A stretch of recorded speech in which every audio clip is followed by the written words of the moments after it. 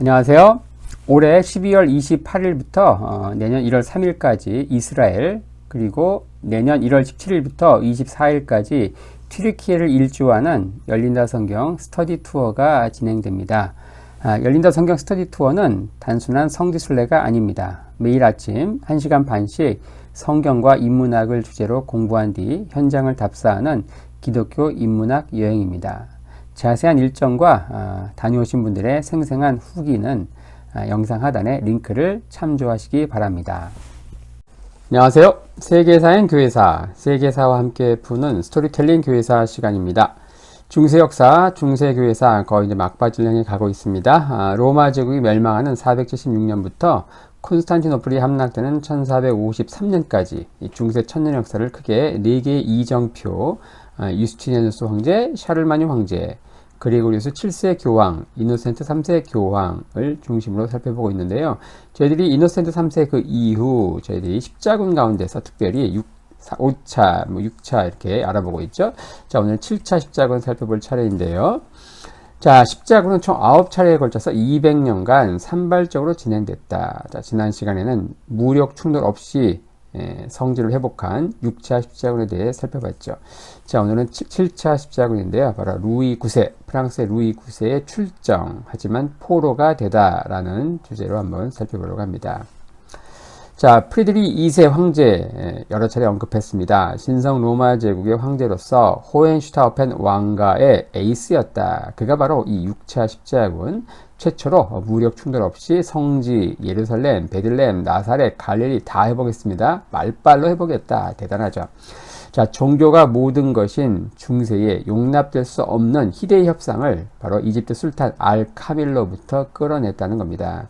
1229년 2월 18일 요파 조약이 발표되죠. 바로 예루살렘, 베들레헴, 나사렛, 갈릴리 서부 일대와 해안을 넘기고 10년간 휴전하는 조건이었습니다. 절대적으로 기독교 쪽에 유리한 그런 엄청난 조건, 계약을 이뤄냈지만, 하지만 그 이후 교황은 오히려 황제가 없는 그 틈을 타서 황제의 뒤통수를 쳤다. 자, 프리드리 2세 협상력으로 기독교 수중에 돌아온 예루살렘. 하지만 이제 기독교 세계가 그 이후 엄청나게 분열하는 상황에서 15년 후인 1244년 예루살렘은 몽골의 그 칭기스칸에 의해서 박살난 그 호라즘 이슬람 전사들이 서쪽으로 도망와서 나중에 수중에 예루살렘은 없고요.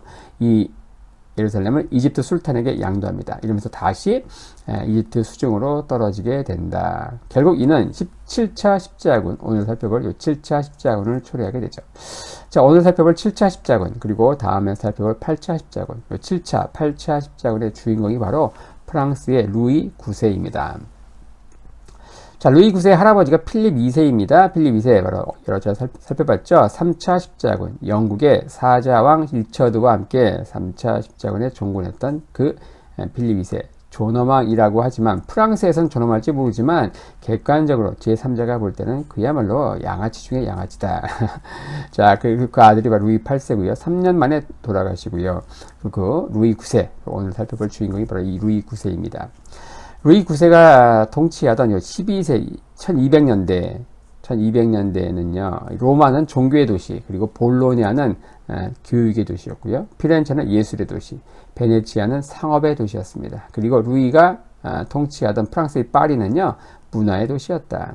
중세 프랑스의 전성기를 이끈 루이 9세의 유능한 통치 때문에 가능했던 건데, 근데 무려 43년간 통치를 합니다. 43년 통치를 한다. 그 치세에서 영국과 독일에 앞서는 국가로 프랑스를 발전시키는데요. 그는 학문 발전과 고딕 건축, 그리고 예술의 큰 후원자이기도 했습니다. 그리고 신앙심이 너무 깊어가지고 프랑스가 이 기독교 세계의 장자 역할을 해야 된다라고 생각을 했어요. 자, 그러한 생각의 발로가 바로 1248년 7차 십자군 원정으로, 그리고 1270년 8차 십자군의 원정으로 나타난 거죠. 하지만 7차 십자군 때는요, 포로가 돼서 간신히 풀려났고요. 8차 십자군 때는 상륙한 직후에 곧바로 전염병으로, 역병으로 죽게 됩니다. 그러니까 뭐 주인공이라고 하지만 그다지 성과는 거의 없는 그런 7, 8차 십자군의 주인공이었다. 그는 자선에 힘쓰고 굉장히 경건한 군주로 기록되어 있는데 프랑스의 왕 가운데서 유일하게 성자로 추앙받는 인물이다. 그래서 성자 루이, 그래서 영어로 세인트 루이스라고 하죠. 많이 들어봤죠. 도시의 이름으로 프랑스, 미국, 캐나다에 바로 그의 이름을 가지고 그를 이제 기억하는 도시 이름들이 많이 등장한다. 그가 어떤 인물인가 이런 도시 이름들 통해서 우리가 알 수가 있겠죠.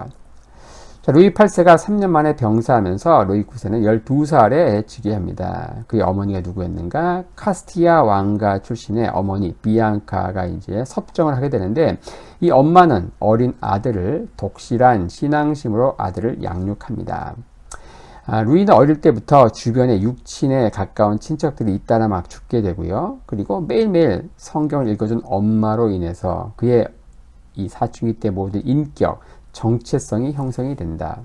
그는 선정을 펼친 인자한 군주였는데 그의 별명은 바로 경건왕 루이다. 성왕 루이, 세인트 루이스라는 것이죠. 그는 할아버지인 필립 2세가 온갖 비열한 수단을 동원해가지고 영토를 확장한 탓에 더 이상 손을 더럽힐 필요도 없었습니다. 1234년 그는 알비파, 우리 한번 다룬 바 있죠. 알비파. 바로 중세 유명한 이제 대표적인 이단이었다. 그 알비파 중심이었던 남부 프랑스의 요 프로방스 백작의 딸 마가렛과 결혼합니다. 이 결혼을 통해서 오랫동안 지속되었던 프랑스 북부와 남부의 갈등이 종식되는데요. 루이는 이 아내와 결혼한 이후 56년간 결혼생활을 유지하는데 여기 사이에서 10명의 아이를 낳습니다. 동시대를 살았던 신성 로마족의 황제인 프리드리 2세가 어때요? 우리 여러 차례 살펴봤죠? 그 프리드리 2세가 똑같이 56년간 결혼생활을 유지했는데 무려 20명의 여자에게서 13명의 이렇게 13명의 여자에게서 20명의 자녀를 이제 낳았죠. 하지만 루이 9세는 그 이름 경건한 루이에 걸맞게 일평생 한 여자, 첩의 그림자도 없고 오직 요 왕비 마가렛에게서만 56년간 10명의 아이를 출산했다. 자, 1244년 그는 식중독으로 탈수 증세를 앓습니다. 아버지와 비슷한 증세였어요. 아버지도 이렇게 시름시름 앓다가 이제 돌아가셨는데 어때요? 근데 이때 서원을 하게 됩니다. 내가 만약 건강을 되찾게 되면은 십자군에 서원하겠다라고 서원을 했고 어쨌든 서원 기도한 이후에 거짓말처럼 쾌차하게 됩니다. 당시는 그게 어떤 해였는가? 1244년 이 호라즘 부족에 의해서 예루살렘이 점령되고 예루살렘에 있는 2,000명의 기독교인들이 학살된 그런 상황이었다. 이게 이제 바로 십자군 파견의 구실을 제공한 역할이 되는데 자 바로 요 해에 루이 9세가 식중독으로 탈수 증세 앓다가 서원기도 해가지고 십자군을 종군한 해가 된다는 것이죠. 1945년 교황 이노센트 4세가 주재한 십자군의 총사령관으로 루이가 선출됩니다. 그는 3년간 준비를 철저히 한 끝에 출정하게 되는데 자신이 속한 요 카페 왕조가 총 출정한 화려한 이제 십자군이 된다. 1948년 3년 후죠. 8월 그날 이집트에 도착을 하게 되는데요. 당시 이집트의 상황은 어땠는가? 당시 이집트는요, 알-카밀, 이 죽은 지 10년이 되는 때, 1238년에 알-카밀 술탄이 죽거든요. 그리고 나서 이집트는 그의 아들과 조카 사이에 내분으로 시끄러웠다. 이 알-카밀은 어떤 분입니까? 바로 신성 로마족의 황제 프리드리 2세와 요파 조약을 맺고 성지를 돌려준 나름 계몽 군주였다는 것이죠. 1249년 6월 루이 9세가 이끄는 7차 십자군이 다미에타 요새에 상륙합니다.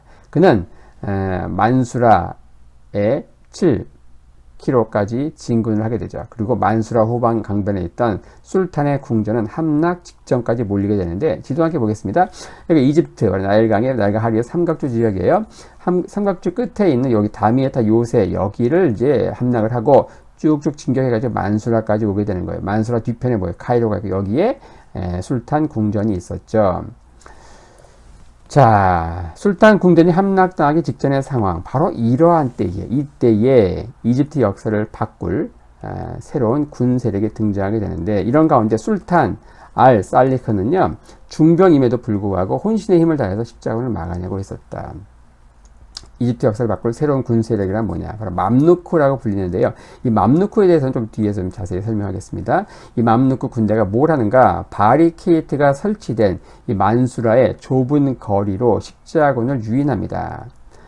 그리고 곳곳에 배치된 궁수, 창문과 지붕에 배치된 궁수, 지금 얘기하면 저격수 같은 거죠. 자, 그들을 통해서 무려 1,500명의 십자군을 사살하게 되죠. 자, 그리고 나서 1250년 요해에 맘루크 군이 만수라 입성 때에 술탄 알살리크가 죽게 되죠. 자, 그런 가운데 술탄의 부인 샤자르, 그는 남편 술탄의 사망을 숨기고요. 당시 황태자 투란샤가 어디에 있었는가? 저 멀리, 여기 이집트잖아요. 저 멀리 시리아 북부에 있는 키파 성에 있었거든요. 그래서 다른 군 사령관으로부터 황태자 투란샤에 대한 충성 맹세를 받아냅니다. 그리고 궁정에서는 마치 술탄이 죽지 않고 살아있는 것처럼 움직이죠. 술탄의 밥상이 차려지고 공문서에는 술탄의 직인이 찍혀서 나갑니다. 아내 샤자르는요, 이 고위 지휘관의 자문을 받아가면서 국정을 이끌었는데 여자로서 심지어 이 만수라의 전쟁을 직접 진두지휘하기도 했다. 그녀는 위기에 처한 국가를 구해내고 이 보기 드문 정치적 능력까지 발휘한 이집트 역사상 가장 뛰어난 여성 군주로 기록되어 있습니다. 자, 드디어 황태자 투란샤가 시리아에서 돌아옵니다. 할아버지 알카밀처럼 그는 나일강의 흐름을 이용해서 적을 이제 괴롭히죠. 그리고 십자군의 보급선을 급습해서 군수물자를 가로채기도 합니다. 나중에는 어떻게 하는가? 루이 9세가 자신이 정복한 다미에타 요새를 돌려줄 테니까 예루살렘과 맞바꾸자라고 요구합니다. 하지만 이집트의 이 투란샤는 어떻게 하는가? 승리가 확실해지자 거부하게 되죠. 1250년 루이 9세는 열병에 걸린 채 포로가 됩니다. 황태자 투란샤는 그를 이국 군주로 정중하게 예우하게 되죠. 그는 4년간 갇혀 있다가 결국 다미에타 요새를 포기하고 1천만 프랑의 보석금을 지불하고 풀려나는데 이게 얼마나 큰 금액인가. 당시 프랑스 왕실 예산의 3분의 1에 해당하는 막대한 금액이었다. 결국 7차 십자군도 아무것도 소득 없이 그냥 뻘짓으로 끝난 그러한 십자군이었다. 자, 이후 투란샤는요, 자신이 시리아의 그 키파 성에서 데려온 부하들을 요직에 앉힙니다. 그리고 전쟁의 1등 공신인 요 맘루크 군대를 불순 세력으로 몰아서 추방하거나 체포하는 그야말로 어리석은 행동을 하게 되죠.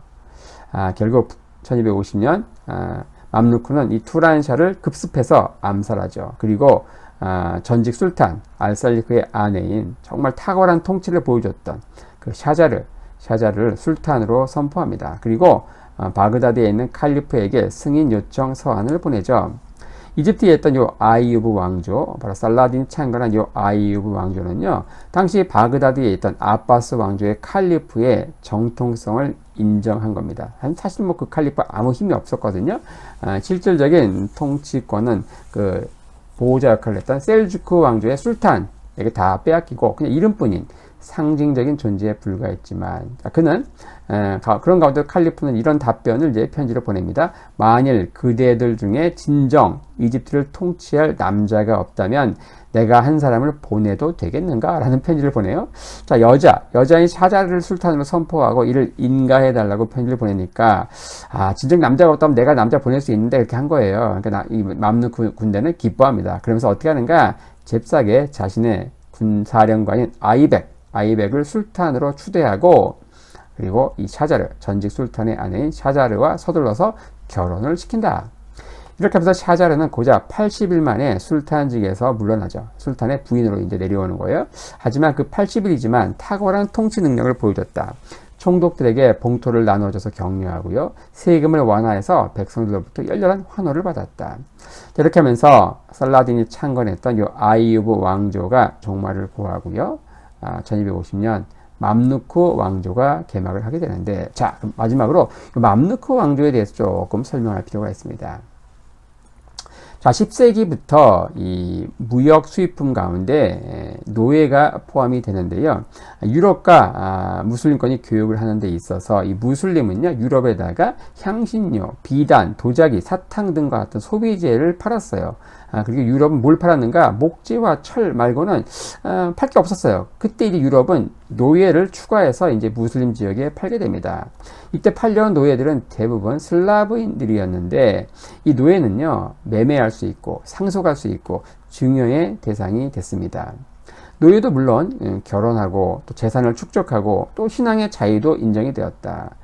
우리가 생각하다 인격의 전부가 소외당하는 그런 존재는 결코 아니었다는 거죠. 왜냐? 이 이슬람권에서는요, 이 코란이 바로 코란은 사람 노예의 학대를 엄격히 금지하고 있었기 때문인데, 심지어 노예 신분에 있는 이 노예를 신분을 해방시켜 주는 거, 요거 해방 노예 시켜 주는 거, 그게 아주 선행으로 장려되기도 했다고 합니다.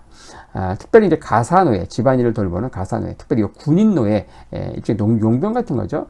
용병은 돈을 받고 다시 돌아가는 거지만 이 군인 노예는 그냥 팔려와가지고 계속 군인으로 있는 거예요. 이 군인 노예, 가사노예, 이들은 기회를 얻으면 어때요? 교양도 쌓고, 또 자기가 속한 왕조에서 요직에 등용되기도 했다. 심지어 그 아바스 왕조의 칼리프 가운데는요, 이 여자 노예에게서 태어난 칼리프도 많았다고 합니다. 이런 가운데 이들이 왕조를 뒤집고 자신들이 직접 칼리프, 술탄이 되는 경우도 종종 있게 되는데, 그 대표적인 예가 바로 지금 살펴보는 이집트의 맘루크 왕조, 그리고 아프가니스탄의 가즈나 왕조, 그리고 인도의 노예 왕조가 됩니다. 이 중에 가장 역사에서 큰 발자취를 남겼던 게 바로 이 이집트의 맘루크 왕조인데요. 이 맘루크라고 하는 것은 이제 특별히 투르크족 출신의 노예 용병을 가리킵니다. 당연히 이들은 말 위에서 자유자재로 활을 쏘는 기마 전사로 유명했는데, 당시 이 아바스 왕조의 칼리프인 알 무타심은요, 7,000기의 맘루크 기병을 자신의 이 칼리프 친위대로 두기도 했습니다. 이 칼리프는 유능하고 충성스러운 군대가 필요했는데, 그런 요구를 충분히 만족시켜줬던 게 바로 맘루크, 투르크계 노예 용병들이었다는 거예요. 점차 이들은 이제 이슬람으로 개종을 하고 노예 신분에서 해방도 되었지만 주인에 대한 충성심은 여전했다는 겁니다. 그러다가 그들이 이제 일부가 이집트까지 오게 돼요. 그리고 술탄의 충성스러운 부하로 있다가 어때요? 이러한 뻘짓, 누구의 뻘짓입니까? 황태자 투란샤의 뻘짓으로 인해서 그 왕조를 완전히 그냥 무너뜨리고 자신들이 직접 술탄에 오르는 맘루크 왕조가 이집트에서 출범하게 된 것이다. 맘루크의 총사령관인 아이벡은요, 전직 술탄의 아내 샤자르와 결혼해서 술탄에 올랐다. 이렇게 하면서 맘루크조가 시작이 되죠. 노예 출신인 이들이 이집트의 지배자가 되자 저항이 곳곳에서 뒤따릅니다. 하지만 훗날, 다음 영상에 살펴볼 거예요. 훗날 이들은 몽골군을 격퇴하고 이슬람의 전통을 수호자로 명성을 날리게 되는데, 왜냐? 이 몽골에 의해서 1258년 아바스 왕조가 멸망을 하게 되거든요. 하지만 그 몽골의 공격을 막아낸 게 마지막 보루가 누구였는가? 바로 이집트의 호전적인 중앙아시아 투르크 계통의 맘루크조가 같은 기병 부대인 몽골 부대를 막아내면서 이후엔 이슬람 전통의 수호자로 명성을 날리게 된다. 자, 이렇게 하면서 오늘은 프랑스의 경건왕 루이 9세가 이끈 7차 십자군, 아무 소득 없이 끝난 그 7차 십자군과 함께 이집트의 정권이 교체되는 과정, 바로 살라딘이 창건한 아이유브 왕조가 무너지고 바로 투르크계 용병 출신의 맘루크 왕조가 들어서는 그 과정에 대해서 한번 간략히 살펴보았습니다.